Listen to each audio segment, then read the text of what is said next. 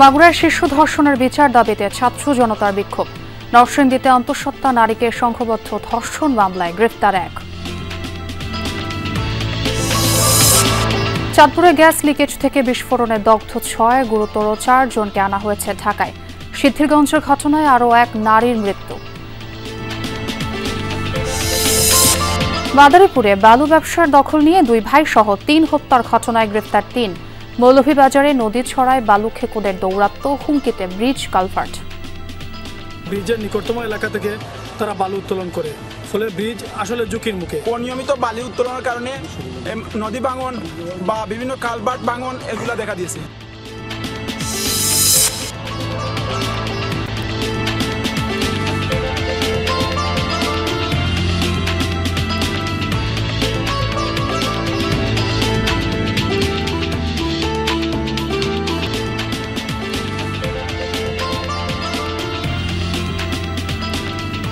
আমন্ত্রণ সংবাদ সারা দেশে, আপনাদের সঙ্গে আছি আমি ছোঁয়া খন্দকার। এতক্ষণ শিরোনাম দেখছিলেন, এবার বিস্তারিত।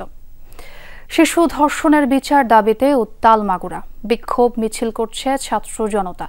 সকালে হোসেন শহীদ সোহরাওয়ার্দী কলেজের সামনে জড়ো হন বিভিন্ন প্রতিষ্ঠানের শিক্ষার্থীরা। যোগ দেয় সাধারণ মানুষরাও। এরপর বিক্ষোভ মিছিল বের করেন তারা।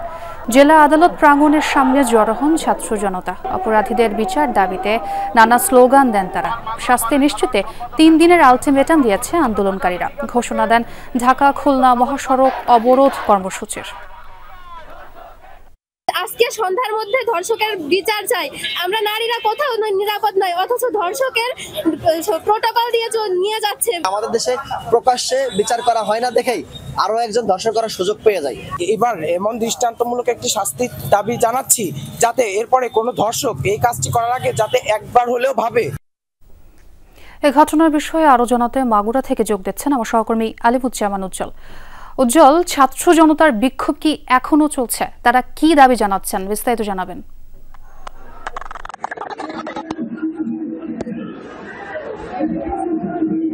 বিক্ষোভ কিন্তু এখনো চলছে। যে ছাত্রছাত্রীরা যে 11টার সময়, সকাল 11টা থেকে যে বিক্ষোভ শুরু করেছিল মাগুরা সরকারি হোসেন শহীদ সোহরাওয়ার্দী কলেজ থেকে তারা বেরিয়েছিল, তারা কিন্তু এখন মাগুরা চিফ জুডিশিয়াল ম্যাজিস্ট্রেট আদালতের সামনে কিন্তু তারা এখনো কিন্তু জড়ো হয়ে আছে। তারা এখনো কিন্তু স্লোগান দিচ্ছে।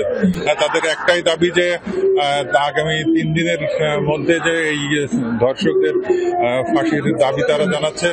তারা বিভিন্ন স্লোগান দিচ্ছে। তারা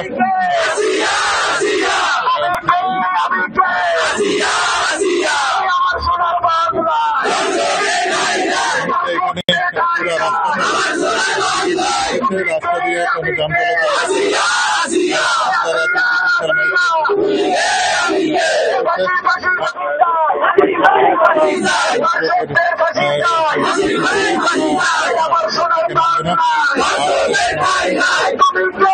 এলাকা থেকে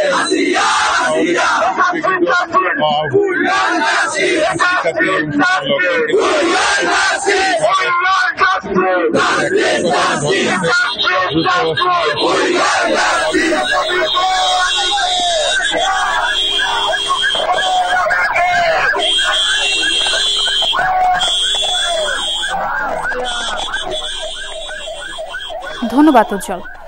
মাগুরার শিশু ধর্ষণ সহ দেশব্যাপী নারী নির্যাতনের বিচারের দাবিতে বিক্ষোভ মিছিল করছে রাজশাহী বিশ্ববিদ্যালয়ের শিক্ষার্থীরা। এই বিষয়ে আরও জানাতে যুক্ত হচ্ছেন সহকর্মী তারেক মাহমুদ। তারেক, আন্দোলনকারীরা কি এখনো মহাসড়কে রয়েছেন? তাদের দাবিগুলো কি কি? ছোঁয়া, এই মাত্র আন্দোলনকারীরা যে তাদের যে বিক্ষোভ মিছিল সেটি কিন্তু শেষ হয়েছে এবং এখন পর্যন্ত তারা তাদের যে দাবি দেওয়া যে মাগুরায় যে 8 বছরের শিশু আসিয়া ধর্ষণের প্রতিবাদে ধর্ষকের যে সর্বোচ্চ শাস্তি, সেই শাস্তির দাবিতে কিন্তু বেলা 11টা থেকে রাজশাহী বিশ্ববিদ্যালয়ের যে প্যারিস রোড ছিল, প্যারিস রোড থেকে রাজশাহী ঢাকা মহাসড়কে রাজশাহী বিশ্ববিদ্যালয়ের মেন গেট সেখানে অবস্থান নেয় এবং সেখান থেকে তাদের যে আন্দোলন সেটা কিন্তু শুরু হয়েছে আমরা যতটুকু দেখতে পেয়েছি।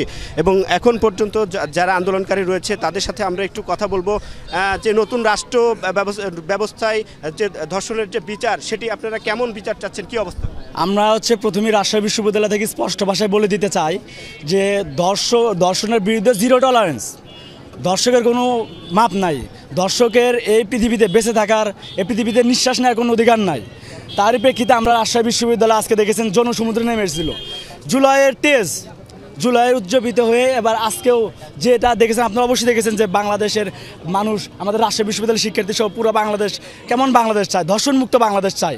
আমরা চাই যে বাংলাদেশে এমন শাস্তি কার্যকর হবে যেটার মাধ্যমে পরবর্তী ধর্ষণ করতে 100 বার ভাববে। আমরা স্পষ্ট ভাষায় বলে দিতে চাই ইন্টারিম গভর্নমেন্টকে অতি দ্রুত সময় 7 দিনের মধ্যে বাশার আল আসাদকে যদি আমরা 12 দিনের মধ্যে পতন করতে পারি, আমরা যদি জুলাইয়ের এই 15 বছর ফ্যাসিস্টকে পতন করতে পারি, তাহলে তাদের বুঝে নিতে হবে। ইন্টারিম গভর্নমেন্টকে স্পষ্ট ভাষায় বলে দিতে চাই যে 7 দিনের মধ্যে আপনারা বিশেষ ট্রাইব্যুনাল গঠন করে দর্শকের সর্বোচ্চ শাস্তি মৃত্যু নিশ্চিত করতে হবে। এটা হচ্ছে আমাদের রাজশাহী বিশ্ববিদ্যালয়। ধন্যবাদ আপনাকে। এবং সেই সাথে সাথে একটু আগে কিন্তু যে বিক্ষোভ মিছিল সেটি শেষ হয়েছে। রাজশাহী ঢাকা মহাসড়কে তারা অবস্থান নিয়েছিল দীর্ঘ 1 ঘন্টা। এই রোদে কিন্তু তারা বিক্ষোভ শেষে এখন কিন্তু শেষ হয়েছে এবং আগামীতেও আরও নতুন নতুন কর্মসূচি রয়েছে রাজশাহী বিশ্ববিদ্যালয়ের শিক্ষার্থীদের পক্ষ থেকে। ছোঁয়া, তার আগে আপনাকে ধন্যবাদ। মাগুরায় ধর্ষণের শিকার শিশুটির শারীরিক অবস্থা অপরিবর্তিত। সামাজিক যোগাযোগ মাধ্যম থেকে শিশুটির সব ছবি অপসারণের নির্দেশ দিয়েছেন হাইকোর্ট। এদিকে সকালে ঢাকা সেনানিবাসে সম্মিলিত সামরিক হাসপাতালে শিশুটিকে দেখতে যান স্বরাষ্ট্র উপদেষ্টা অবসরপ্রাপ্ত লেফটেন্যান্ট জেনারেল মোহাম্মদ জাহাঙ্গীর আলম চৌধুরী। এ সময় সর্বোচ্চ চিকিৎসা সেবা নিশ্চিত করতে হাসপাতাল কর্তৃপক্ষকে নির্দেশ দেন তিনি। উপদেষ্টা বলেন, এই ঘটনায় মাগুরা সদর থানায় মামলা দায়ের করার পর 4 আসামিকে গ্রেফতার করেছে পুলিশ।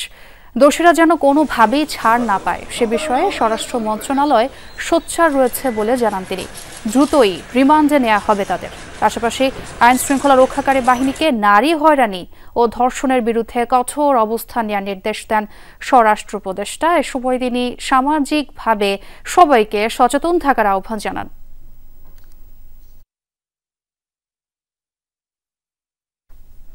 নরসিংদীতে স্বামীকে জামিন পাইয়ে দেওয়ার আশ্বাসে গর্ভবতী এক নারীকে আটকে রেখে গণধর্ষণের অভিযোগ উঠেছে। এই ঘটনায় ইকবাল নামে একজনকে গ্রেফতার করেছে পুলিশ। শনিবার রাতে মাধবদী থানায় মামলা দায়ের করেছেন ভুক্তভোগী নারী। অভিযোগে বলা হয়, ওই নারীর স্বামী কারাগারে, তাকে জামিন পাইয়ে দিতে সহায়তার আশ্বাস দিয়ে গত 19 ফেব্রুয়ারি 5 দোনা এলাকায় ডাকে পূর্ব পরিচিত ইকবাল হোসেন সেখানে একটি মার্কেটের রুমে তাকে আটকে ধর্ষণ করে ইকবাল। পরে চেতনানাশক ওষুধ খাইয়ে পাপ্পু নামে আরেকজন অজ্ঞাত আরও 3 জন মিলে ধর্ষণ করে। 21 ফেব্রুয়ারি পর্যন্ত সেখানে আটকে রেখে নির্যাতন করা হয় 7 মাসের গর্ভবতী ওই নারীকে। গতকাল অভিযোগ দায়ের পর অভিযান চালিয়ে ইকবাল হোসেনকে গ্রেফতার করেছে পুলিশ। ঘটনায় জড়িত বাকিদের গ্রেফতারের চেষ্টা চলছে। চাঁদপুরে গ্যাস লিকেজ থেকে বিস্ফোরণ, এতে দগ্ধ হয়েছেন একই পরিবারের 6 জন। তাদের মধ্যে 4 জনের অবস্থা গুরুতর। ভর্তি করা হয়েছে রাজধানীর বার্ন ইনস্টিটিউটে। চিকিৎসকরা জানিয়েছেন তাদের দেহের 50 থেকে 60% পুড়ে গেছে। বিস্ফোরণের পর লণ্ডভণ্ড বাসা। চাঁদপুর পৌরসভার কোড়ালিয়া রোডের 6তলা ভবনের 4র্থ তলার ভাড়াটিয়া আব্দুর রহমানের পরিবার। রোববার ভোররাতে সেহরির খাবার রান্নার সময় হঠাৎ বিকট শব্দে বিস্ফোরণ, ধরে যায় আগুন, ছুটে যান প্রতিবেশীরা। ভোর রাতে উঠছি ভাত খাইতে, তখন দেখছি যে অনেক বিকট একটা আওয়াজ হয়েছে। দরজা যাওয়াই খুলছে, খুললে দিয়ে অবস্থা অনেক খারাপ, সব ফুরিয়া চুল মূল যা আছে অনেক ক্ষয়ক্ষতি হয়েছে। বিস্ফোরণের পর লণ্ডভণ্ড গোটা বাসা। প্রাথমিক ধারণা গ্যাস লিকেজ থেকেই বিস্ফোরণ। দগ্ধ হন একই পরিবারের 6 জন। দ্রুত সবাইকে নেওয়া হয় হাসপাতালে। রান্না করে গেছে, আপনার আগুন দেওয়ার সাথে সাথে ব্লাস্ট করছে। কিভাবে আগুন লাগছে এটা বলানো জানো? আপনার ওইখানে আগুন দেওয়ার সাথে সাথে ব্লাস্ট করছে। মামাতো ভাই, ওর এক ছেলে এক মেয়ে, আর আমার মামাতো বোন আর মামাতো বোনের মেয়ে, ওরা সামনের রুমে ছিল, ওরাই ভালো আছে। চিকিৎসকরা জানান আহতদের মধ্যে 4 জনের অবস্থা গুরুতর। পুড়েছে শরীরের 50 থেকে 60%। তাদের পাঠানো হয় ঢাকায় বার্ন ইনস্টিটিউটে।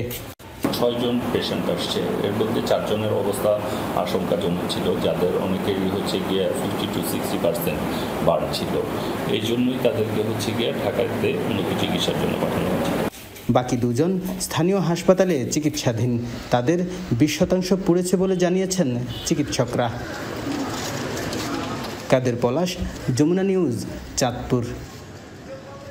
নারায়ণগঞ্জের সিদ্ধিরগঞ্জে একটি বাসার গ্যাস লাইন লিকেজ থেকে বিস্ফোরণে ৮ জন দগ্ধের ঘটনায় মারা গেছেন আরও এক নারী। এ নিয়ে মৃতের সংখ্যা বেড়ে দাঁড়ালো ৩-এ। ভোরে ঢাকার জাতীয় বার্ন ইনস্টিটিউটে চিকিৎসাধীন অবস্থায় প্রাণ হারান রূপালী নামে এক দগ্ধ নারী। গেল ৩ মার্চ জালকুড়ি এলাকার একটি টিন শেড বাড়িতে বিস্ফোরণে ২ পরিবারের নারী শিশুসহ দগ্ধ হন ৮ জন। পরে তাদের উদ্ধার করে ঢাকার জাতীয় বার্ন ইনস্টিটিউটে ভর্তি করা হয়। চিকিৎসাধীন অবস্থায় ৬ মার্চ রাতে মারা যান রিকশা চালক হান্নান ও পরদিন প্রাণ হারায় শিশু সুমাইয়া। আহতদের মধ্যে ২ জনের অবস্থাও আশঙ্কাজনক বলে জানিয়েছেন চিকিৎসক।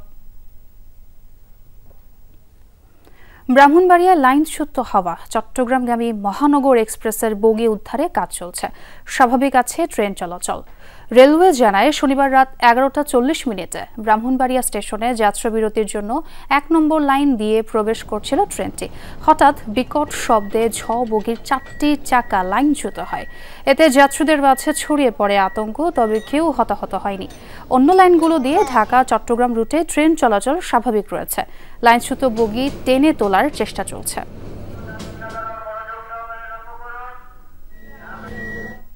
মাদারীপুরে ২ ভাই সহ ৩ জনকে হত্যার ঘটনায় মামলা দায়ের করা হয়েছে।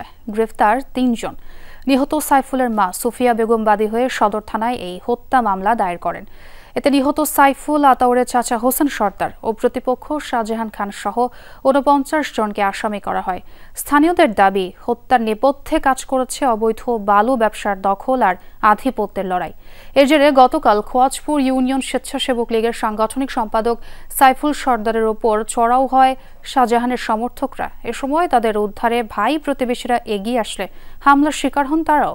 মসজিদে পালিয়েও শেষ রক্ষা হয়নি সাইফুল ও তার বড় ভাই আতাউরের। ঘটনাস্থলেই প্রাণ হারান ২ জন। আহতদের হাসপাতালে নিলে মারা যান আরও একজন। মৌলভীবাজারে নদ নদী সহ বিভিন্ন ছড়ায় অবৈধভাবে বালু উত্তোলনের হিড়িক পড়েছে। এতে ঝুঁকিতে পড়েছে কয়েকটি ব্রিজ ও কালভার্ট। বাড়ছে নদী ভাঙন। ভ্রাম্যমাণ আদালত অভিযান চালালেও থামানো যাচ্ছে না বালু খেকোদের।